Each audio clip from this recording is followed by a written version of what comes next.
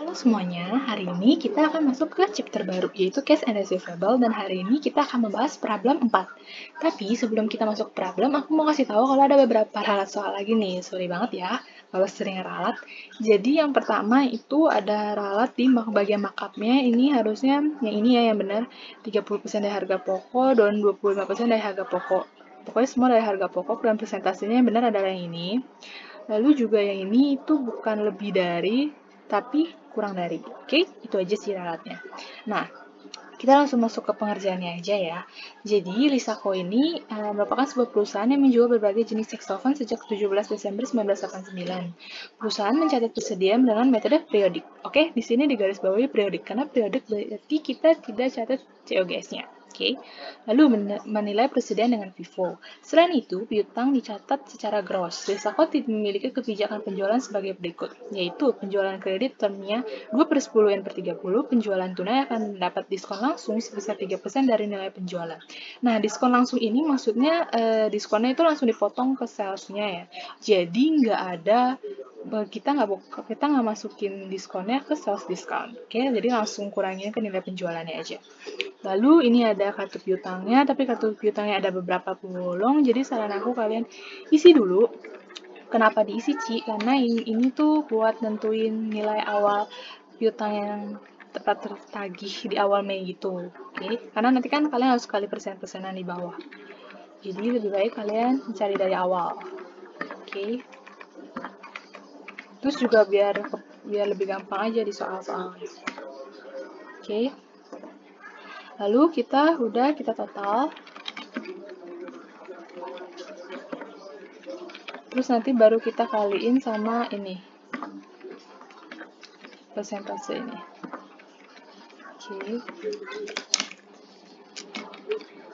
Oke. Berarti nanti saldo after kita adalah 19.271,45. Oke, tapi ini aku mau kasih tahu kalau ini tuh nggak usah dibuat karena kalau kalian baca di sini yang diminta hanya jurnal. Oke, jadi ini cuman kalian isi di coret-coretan aja. Terus kalinya ini nih sales price-nya. Kan dia bilang dari harga pokok kan. Nah, ini harga pokok. Berarti kalian tinggal dikali 130%. Jadi dikali 100 ditambah berapa persentase kenaikannya. Kalau kayak gini berarti ya dikali 125% gitu.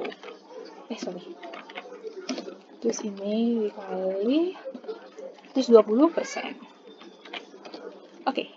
Jadi udah selesai ya.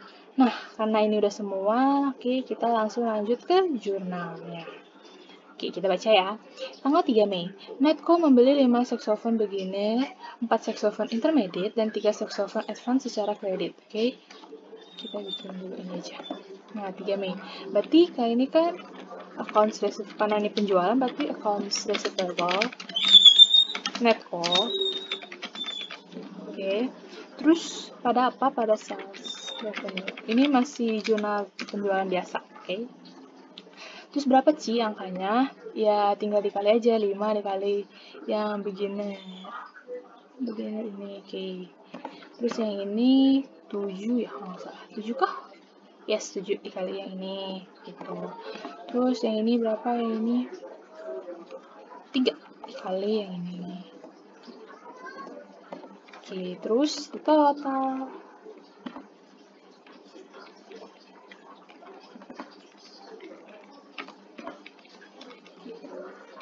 Sorry. Oke, udah dapet ya. Nah, cakep. Udah dong. Cuman gitu aja. Kita lanjut ke 5 Mei. Oke. Nah, di 5 Mei perusahaan menerima pelunasan terkait piutang milik seorang pelanggan yang telah dihapus sebesar 2.495 bulan lalu. Berarti di sini ceritanya bulan lalu itu perusahaan udah menghapus nih pada piutang seseorang, tapi karena ini seseorang makanya dikatanya account receivable aja ya. Account receivable. Oke. Terus pada after. Sorry. Oke. Terus baru cash pada accounts receivable. Oke. Angkanya berapa ya? 2455. Oke. Sebenarnya gini. Kenapa sih kita bikin 2 jurnal kayak gini, penghapusan piutangnya? Iya, kita emang harus bikin 2 jurnal ini. Kenapa? Karena yang pertama-tama yang kita harus lakuin itu adalah mengembalikan akun piutangnya dulu, udah gitu, karena kan awalnya udah dimasuk Afda nih, udah masuk saldo Afda nih, terus karena udah dihapus bulan lalu, terus tiba-tiba dia bilang bisa lunasin, nah makanya kita keluarin account receivable. Account receivable-nya udah kita keluarin, maksudnya udah kita kembaliin lagi, kita pulihkan lagi saldonya, tapi kan dia bilang terima pelunasan, berarti kita terima uang, makanya cash pada account receivable gini. Sebenarnya kalau mungkin dari kalian ada yang nanya, Ci boleh nggak kalau gitu aku langsung cash pada Afda atau account receivable-nya juga akan pertama diadain juga nanti dikurangin. Sebenarnya nih, dalam praktik nyatanya itu boleh, nggak masalah. Cuman, karena kita masih belajar ya, jadi lebih baik sesuai rule-nya aja. Kalau harus di ini dulu, baru ini gitu. Jadi ya ikutin aja. Karena kadang dua jurnal kayak gini tuh nilainya dinilainya bisa 2 poin, pokoknya lebih dari 1 poin gitu loh. Jadi sayang aja kalau kalian cuma bikin satu, padahal sebenarnya benar. Jadi lebih baik kalian jelasin kayak gini aja. Oke? Lanjut ke 7 nih. Walaupun sebenarnya kalau cash pada Afda, kalau setahu aku kalau di dunia nyata tuh nggak apa-apa.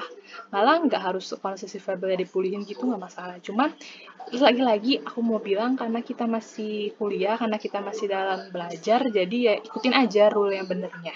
Step by step yang benernya gitu. Oke, lanjut ke 7 nih. Netcom mau mengembalikan 1 unit untuk masing-masing tipe saxophone dikarenakan saxophone tidak berbunyi saat ditiup. Berarti karena ini retur, sales return, and allowance. Oke, lalu pada apa? Accounts receivable-nya dong. Accounts receivable-nya jangan lupa dikasih nama ya, biar nanti nggak pusing gitu kalian. Terus karena masing-masing satu, ya udah dijumlahin aja ininya sales price-nya. Karena kan kebetulan nih bagus banget dah. Satu-satu semua gitu, jadi nggak ribet. Oke, lanjut nih ke tanggal berapa? 11 Mei. Oke. Nah, 11 Mei, Lisakom memutuskan untuk menjual piutang milik Barco yang berumur lebih dari 30 hari tanpa jaminan kepada Moe Factoring. Transaksi ini dikenakan biaya sebesar 4% dan Moe Factoring juga menahan 5% dari total piutang yang dijual untuk kemungkinan retur maupun diskon. Oke, karena dia bilang nih, menjual piutang. Lalu dia bilang tanpa jaminan. Oke, jadi ini clue-nya itu adalah menjual piutang, terus juga tanpa jaminan. Jadi adalah jurnalnya adalah cash. Terus juga yang pasti ada loss of sell accounts receivable.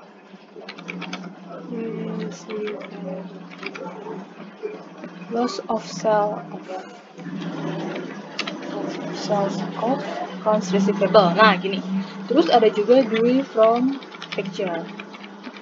Terus baru di sininya accounts receivable siapa gitu. Siapakah ini? Siapa namanya? Barco. Oke. Jadi gini ceritanya. Si Lisako ini memutuskan untuk menjual piutang milik Barco nih. Jadi kan si Lisako ada utang milik Barco yang berumur lebih dari 30 hari. Kita lihat. Ini kan Barco nih. 30 hari berarti ini dong, 90 hari. Ya kan lebih dari 30 hari. Oke, ini. Lalu dia bilang, tanpa jaminan. Oke, karena kalian udah bilang tanpa jaminan, ya udah langsung jurnalnya itu loss of sale of accounts receivable ini gitu. Kalau misalnya yang dengan jaminan, kalau misalnya dia bilang dengan jaminan, nanti ini itu yang di sini itu finance charge dan juga di sininya bukan accounts receivable tetapi recourse liability. Oke, jadi karena ini lagi ngomongin tanpa jaminan. Lagi-lagi aku tekanin di sini tanpa jaminan. Jadi kalian langsung ingat aja, hafalin aja. Oh iya gini gitu. Terus ini angkanya dapat dari mana? Oke, kita dari due from facture dulu ya. Nah, angka due from facture ini 19% kan kalian baca nih. Moe Factoring juga menahan 5%, berarti dikali 5%. Jadi do it for factor ini tuh kayak jaminan buat factor kalau misalnya tiba-tiba si Barco ini ada retur maupun diskon, kan berarti hubungannya itu langsung ke kita ya, langsung ke Risako gitu. Jadi takutnya gitu, misalkan nih, oke gampangnya gini deh, misalkan Risako tuh awal piutangnya kan 19.500, tiba-tiba dia itu ternyata ajuin retur gitu. Berarti kan nanti nilai yang dibayarkan Barco ke Moe Factoring kan berkurang dong. Nah, makanya si Moe Factoring ini tuh kayak jaminan gitu loh, kalau misalnya ditahan dulu nih di sekian berapa persen gitu. Jadi jaminan kalau misalnya kenapa-napa gitu. Tapi kalau misalnya emang nanti si Barco-nya itu bayar dengan full, dengan normal, nggak ada apa-apa, maksudnya nggak ada sales return, nggak ada diskon, nggak ada apa-apa, pokoknya clear aja gitu. Nah, nanti di film fracture ini harusnya dibalikin gitu ke kita, ke Lisako, oke? Lalu loss of sale of accounts receivable ini dapat dari mana? Ini itu dapat dari yang ini nih, yang satu lagi, transaksi ini dikenakan biaya. Yang namanya biaya berarti kita rugi dong. Karena kan kita bayar gitu, kita keluarin uang gitu.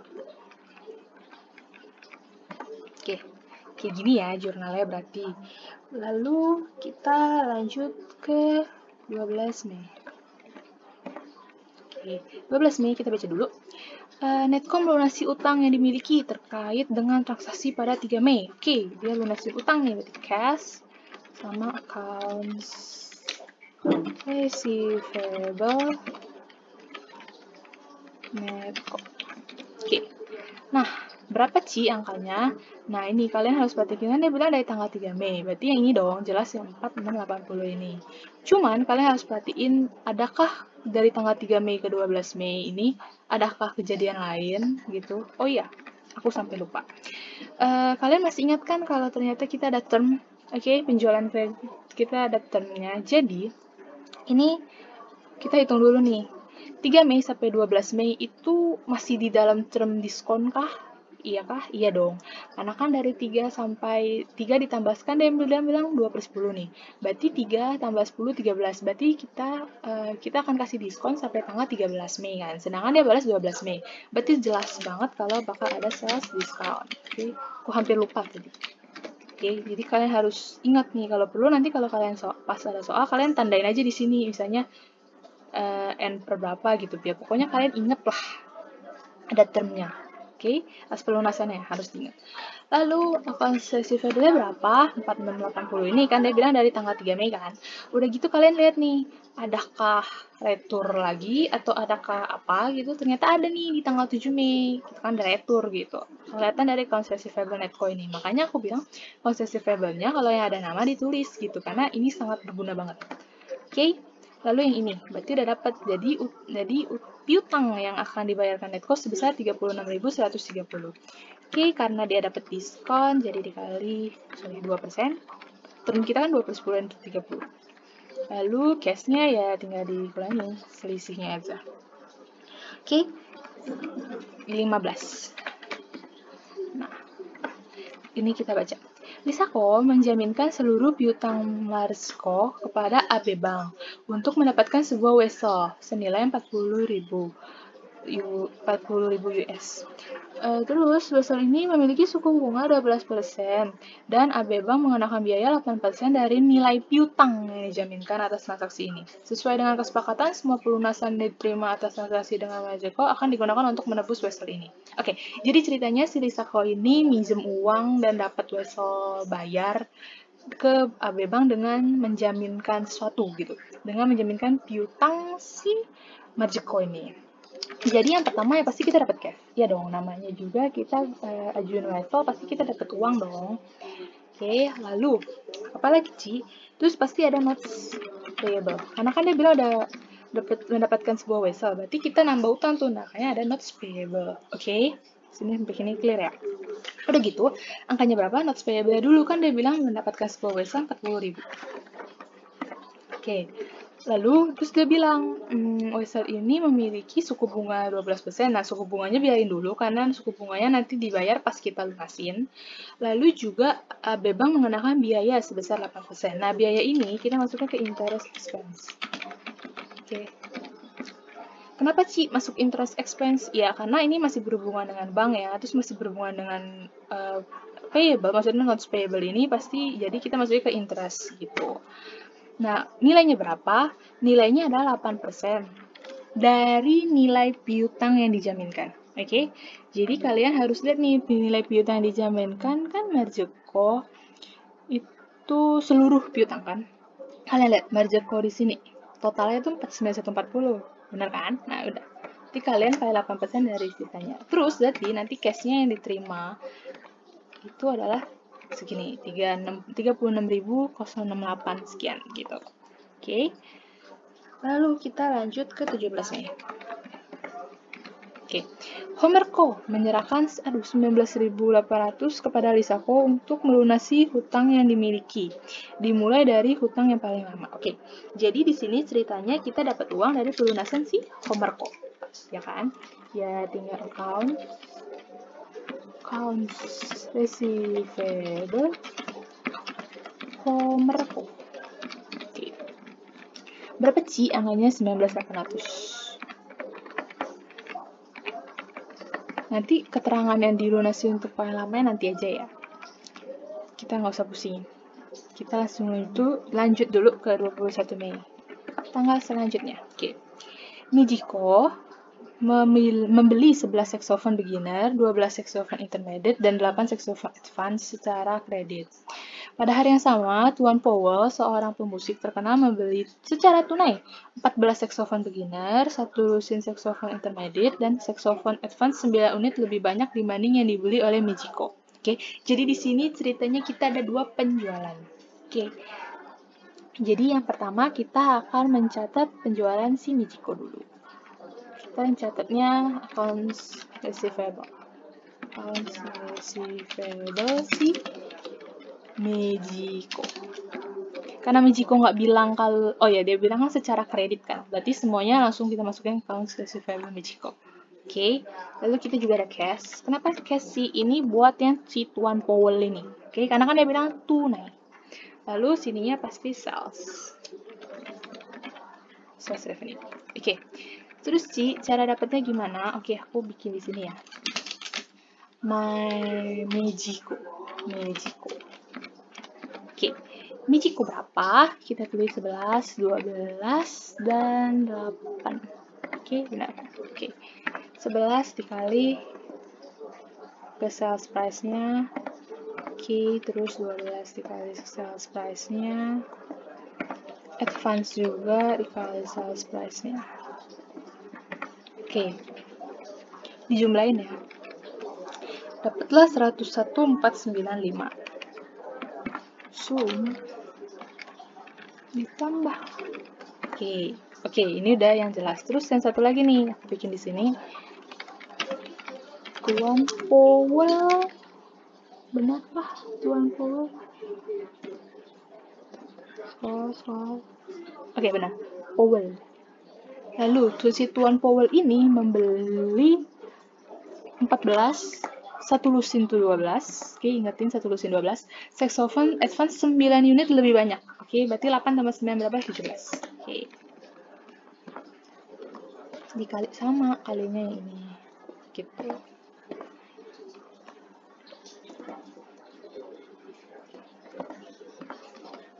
Coba kita lihat berapakah. Oke, 163.130 ya.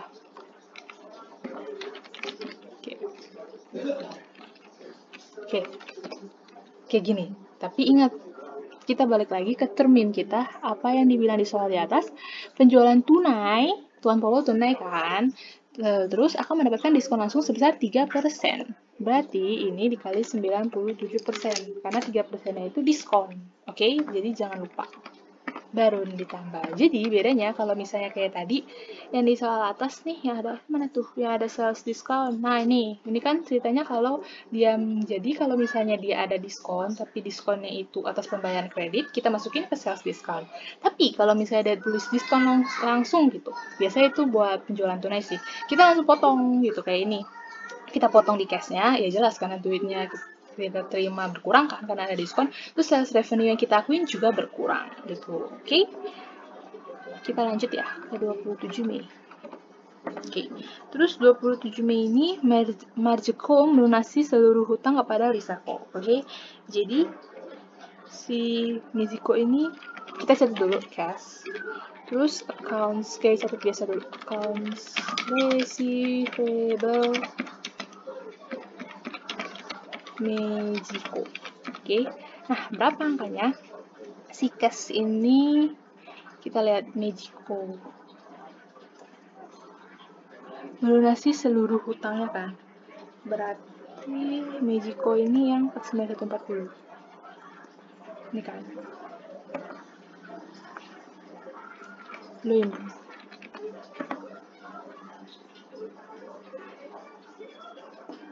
Mexico. Salah. Ternyata bukan Mexico. Oh, pantes aku salah. Bukan Mexico, sorry. Tapi ini March. Pantes aku. Kok Mexico harusnya yang di atas ya? Harusnya nggak salah. Aku salah baca. Harusnya March kok. Sorry banget ya. Jadi tanggal 27 Mei ini March kok. Oke, March kok. March kok ini kita lihat. March kok ini yang dijaminkan ya? Kalau nggak salah ya? Ya gak sih? Coba kita lihat. Yang mana dijaminkan? Tanggal 15. Oh iya, benar Matsko. Ya ampun Tuhan. Sorry ya. Ini Matsko. Jadi Matsko segini 49140. Yang 49140. Hanya benar ininya salah. Oke, sorry ya. Jadi nih, ceritanya nih. Kan awal piutangnya si Matsko dijaminin buat jadi wesel, ya kan? Lalu tiba-tiba di tanggal 27 udah dibayar nih sama si Matsko gitu, dibayar full lah. Lalu yang pasti transaksi pertama kita dapat duit dari Matsko dong, ya kan? Setelah kita dapat duitnya, kita harus melakukan pembayaran notes payable kita. Karena kan piutang yang dijaminkan udah lunas nih, jadi mau ngomong kita juga harus bayar notes payable kita gitu. Oke, makanya kita di sini notes payable. Terus pada interest expense pasti baru ininya pada cash. Oke, notes payable ini berapa? Iya nilai ini yang kita jaminkan berapa? 40.000 dong. Terus interest expense-nya itu kita hitung nih dari tanggal 15 sampai 27 Mei itu berapa hari? Berarti kalau 15 ke 25 10, karena 27 tambah 2 berarti 12 hari ya. Berarti nilainya 40.000 dikali berapa persen kah? 12%. 12% dikali 12 dibagi 360. Oke, dalam akuntansi 1 tahun itu 360 hari. Oke, segini. Nah, benar. Lanjut ke 28 Mei. Nah, di 28 Mei, Lisa memutuskan untuk menjual seluruh piutang Homer yang tersisa kepada Martiko dengan jaminan. Nah, ini yang aku bilang tadi, dengan jaminan. Kalau tadi yang di atas, yang di nomor 11 Mei, ini tidak ada tanpa jaminan. Kalau ini dengan jaminan. Kalau kalian langsung baca menjual piutang, terus ada jaminan, ya udah langsung aja. Cash, pasti terima cash. Terus ini finance charge. Oke. Terus juga do from picture sama. Terus ininya nih resource liability. Oke. Makanya dari mana, Ci? Sebenarnya tuh sama aja caranya kayak yang tadi tanpa jaminan gitu. Kita lihat dulu seluruh piutang Homerko.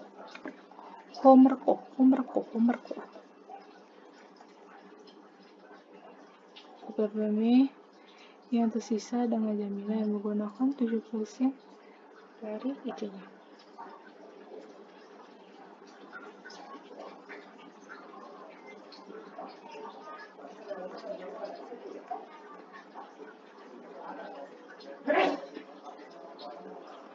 Oke.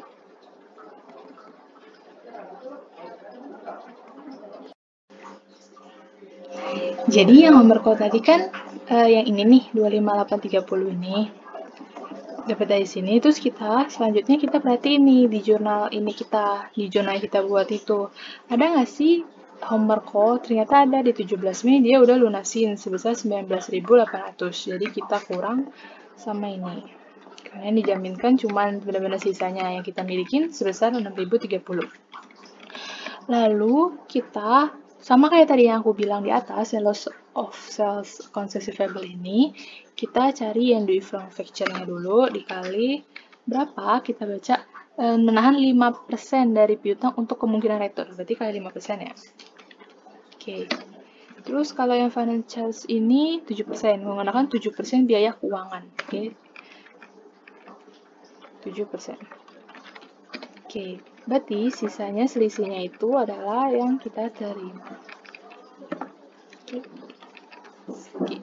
Lalu kita lanjut ke 30 Mei. Oke, 30 Mei. Kita baca dulu, Manufacturing memberi kabar pada Lisako bahwa Bartko sudah melunasi piutang yang dijaminkan tanggal 11 Mei. Manufacturing melaporkan bahwa terdapat produk yang rusak, sehingga Manufacturing memberikan tunjangan pembayaran sebesar 200 kepada Bartko. Pada tanggal yang sama, piutang Mexico yang berumur kurang dari, ini bukan lebih dari, kurang dari 90 hari dihapuskan oleh Lisako. Jadi di sini ceritanya kita ada dua kejadian gitu kan. Yang pertama, Manufacturing memberi kabar pada Lisako bahwa Bartko sudah melunasi piutang. Kita balik yang mana Manufacturing itu kayak tanggal 11 ya. Oke, jadi ceritanya si Manufacturing udah kabarin nih, oh si Bartko udah bayar gitu ke dia. Jadi, tapi Manufacturing melaporkan bahwa terdapat produk yang rusak. Oke, makanya karena kan tanggal 11 Mei kitanya dia udah Lisako udah jual putus nih karena nggak ada tanpa jaminan berarti kan jual putus kan. Nah makanya di sini makanya tadi aku bilang ada due from facture kan. Due from facture itu maksudnya jaminan kalau misalnya kenapa-napa. Dan bener nih kejadian di tanggal 30 Mei ternyata Manufacturing mau kasih tahu kalau ada produk yang rusak, terus Manufacturing nih yang bayarin, yang memberikan tunjangan pembayaran 200 kepada Bartko kan. Makanya due factoring karena dia udah bayar lunas, berarti kan udah clear nih due factoringnya kita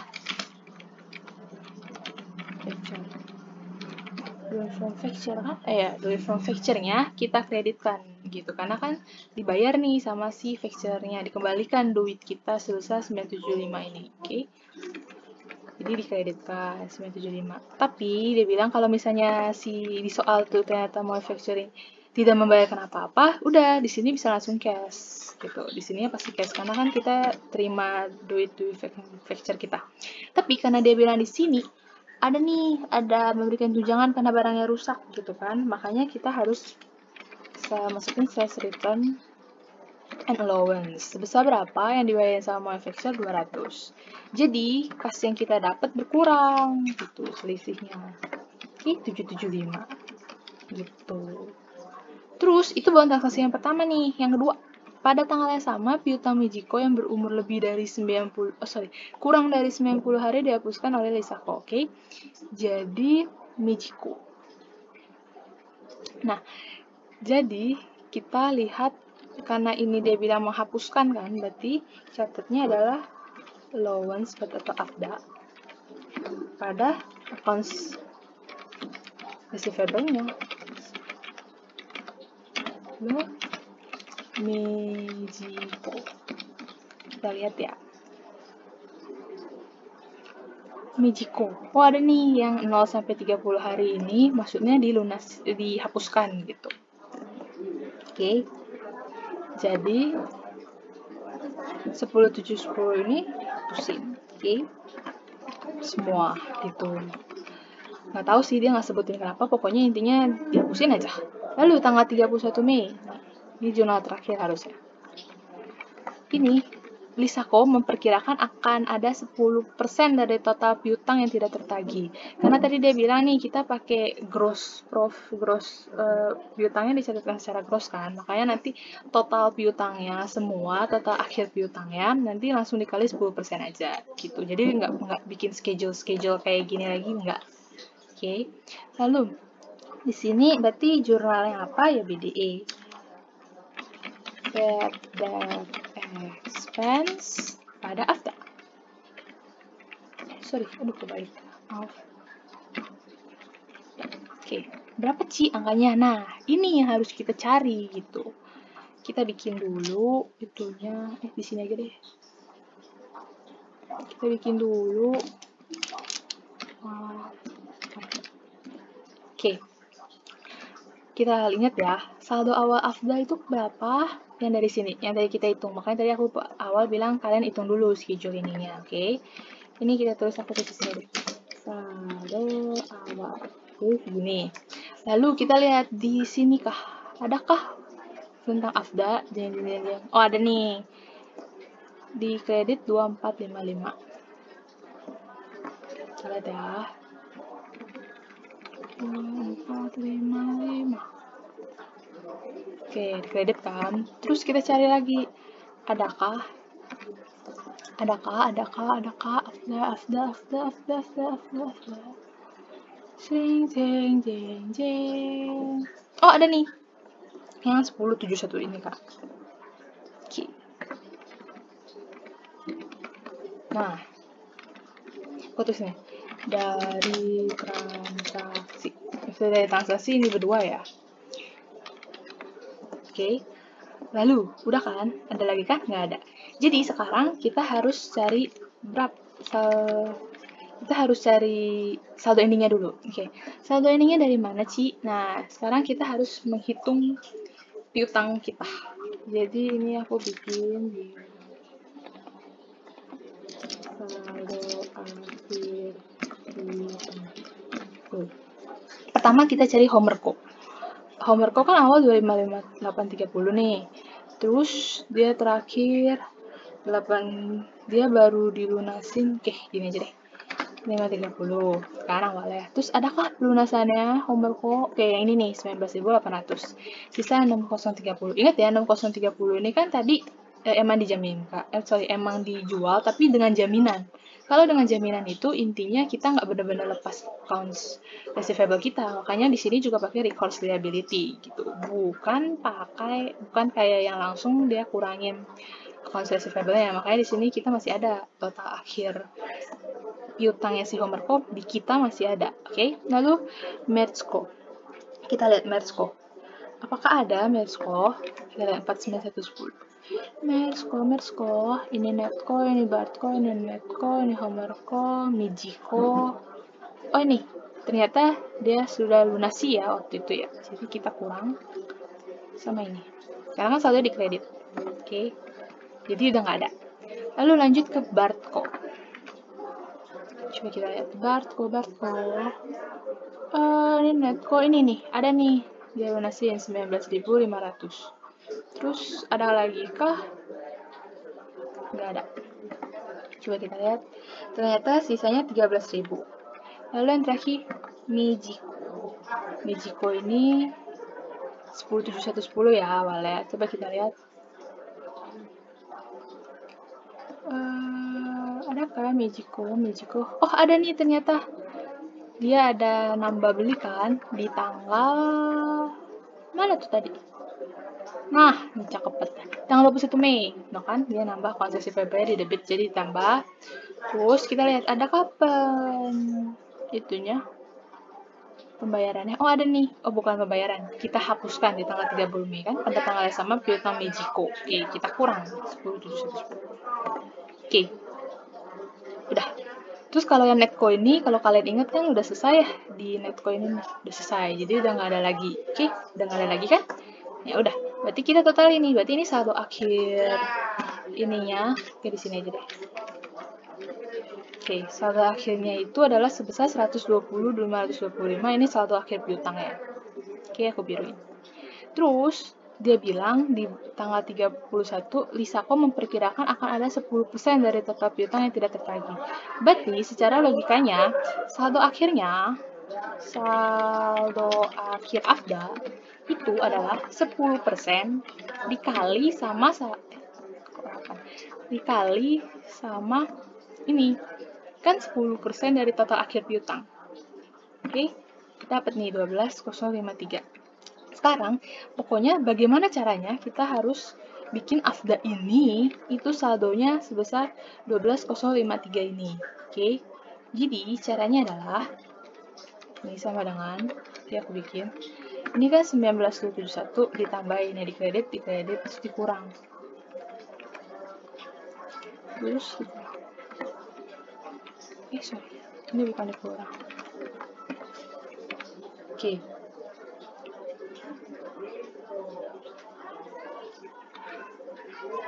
Tunggu.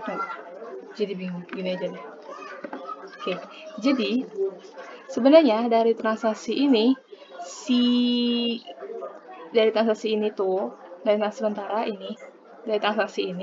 si itu udah menghasilkan saldo 11.016.45. Caranya ya yang dikredit ditambahin kan. Ini ditambah yang merah, terus dikurang ini. Pokoknya hasil dari ini sementara itu adalah saldo di kreditnya itu 11.045 kan. Terus gimana caranya biar saldo endingnya itu bisa 12.053? Gimana yuk? Berarti kan tinggal kita kurang kan 12.053 dikurang sama ini. Jadi tadi benar 103605. Berarti nanti jurnalnya yang ini. Oke. Nah, coba sekarang. Kalau kalian juga masih bingung, oke. Kita bikin dari transaksi ini. Terus ini penyesuaian ending. Penyesuaian 31 Mei. Kan misalnya kalian masukin nih 1,36. Kalau misalnya kalian mau nguji aja sih. Terus kalian hitung ini ditambah ini dikurang ini, karena kan ini saldo afdal, saldonya pasti di saldo normalnya dikredit ya. Tuh. Sama kan? Ya beda-beda dikit karena pembulatan ini makanya. Oh, sama kan? Nah, karena sama kayak gini, berarti udah benar. Gitu. Oke. Nah, Berarti problem 4 itu udah selesai sampai sini. Jadi kalau kalian pas ulangan nanti, yang sebenarnya perlu dicatat tuh cuman yang bagian jurnal ini doang. Ini doang nih. Ini doang. Yang di luar-luar itu ya nggak usah kalian tulis, nggak usah kalian bikin aja coret-coret aja. Yang penting kalian bisa bener, yang perlu dinilai itu ini semua. Oke, jadi sekian pembahasan problem 4 kita hari ini. Thank you.